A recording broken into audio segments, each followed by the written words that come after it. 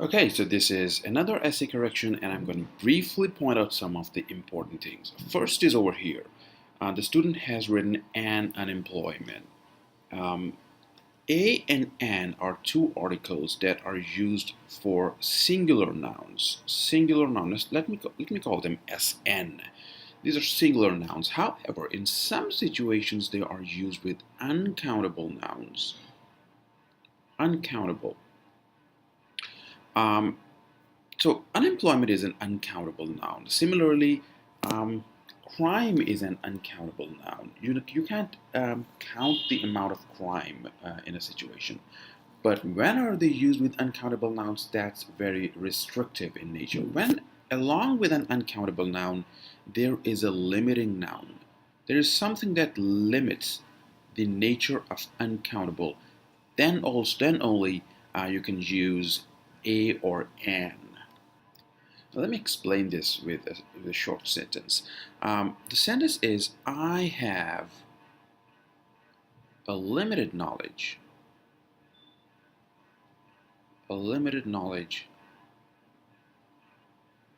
of Spanish or any language. Now, if you delete Spanish, yeah, so I have a limited knowledge of Spanish. Limited knowledge is, it's uncountable. You can't count knowledge. Or I have some knowledge of Spanish. I have a limited knowledge, I'm sorry. So if you remove Spanish, then you'll have to remove I have limited knowledge. Unless you mention the restrictive nature of limited knowledge, you cannot simply use the singular words such as a or an, the articles. Okay, so this is really important. So you can't say a crime in the local community. I agree with this statement because it can lead to an unemployment problem. And if you're seeing a crime, you're just saying, okay, there's only one crime in the community, but you're talking about all the crimes. You're talking about it as a group of crimes. Okay, so that's an uncountable case over here. It's not countable. It's not a single crime in a local community. So it's not advisable to use a crime in the local community. Okay, I hope this is clear. Secondly, let me change the color again. Secondly, the since construction. Since means because. There's X and it is because of Y. So the way you can put it is since Y and because and then X. Okay, so there's a cause and effect relationship, and therefore there's no need of the word therefore. If you want to use therefore, abandon since. So just write X full stop therefore Y. So in that case, you should abandon since. Now here is an important mistake in the structuring of ideas. Watch carefully how the student has structured. This is sentence number 1, and it ends over here. Yeah. The sentence number 1 is about unemployment related to negotiable working rates, while sentence number 3 is an example of how these negotiable working rates lead to unemployment. So structurally, sentence number 3 should come with sentence number 1. Let me call this S1. This is S3. And the middle sentence is S2. Okay, so let me call this here S2. So the sequence should be S1 because S3 completes S1, so it must be placed next to S1. And then you should write S2, I'm sorry. The problem with S2 is, read this sentence, moreover, they are willing to work under any physical condition for money. You have taken up an idea. The idea is related to physical conditions, but you have not explained it. What exactly do you mean by physical conditions? That's extremely important. The manner in which you have explained the idea related to negotiable working rates, the physical conditions should be explained. Unless that is done, the idea has not been well argued. It has not been well developed. And this is precisely what I've done over here. So what I've done is this is your sentence number 1. Bringing in foreign workers causes serious unemployment among the local population. Since they have negotiable working rates, every employer prefers prefers them over the natives. So you'll notice that you have used in the um, in your writing, in your paragraph, you used work frequently. I've changed it. So they're negotiating working rates, employer. I've used they and natives. So I've tried to cut on the repetition of the word work and related words, worker, working. These words need to be changed. And with negotiable working rates, I've used the example of the New York Times, the same example the student has used. And it ends over here. So this is end of idea one, very clearly structured.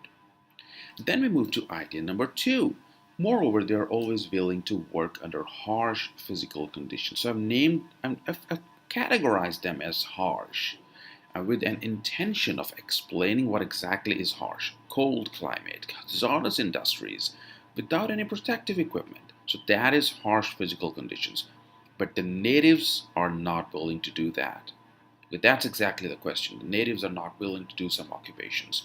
The natives are not willing to do that. They want better work conditions and better work rights. But the immigrants, they agree for such work conditions. So this kind of explains the idea and builds task response as well. So it is good for task response or cohesion.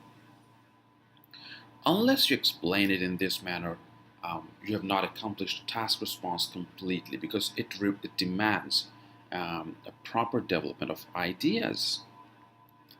Okay, let us move to body paragraph 2. There are a few mistakes. For example, crime-related activities. There's nothing called crime-related activities. These are called crimes. In a shortcut manner, yeah, it's fine. It's better to write as quickly as possible. Please read your sentences carefully, and these are some necessary changes on the hands of from native people. So there are some structural changes that you can make. Minor changes, but they are important nevertheless. Now there are two important mistakes in this sentence. Okay, it ends over a long one. Yeah, it ends over here. Um, it involved. You have written it involved all foreign workers. You cannot say all foreign workers.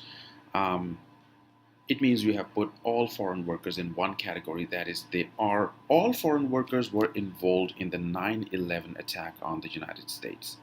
So there are millions of foreign workers in the U.S. They are not involved um, in the horrific attacks. Okay, so the placement of all kind of changes the meaning of your sentence. It means that millions of workers were involved in this horrific attack.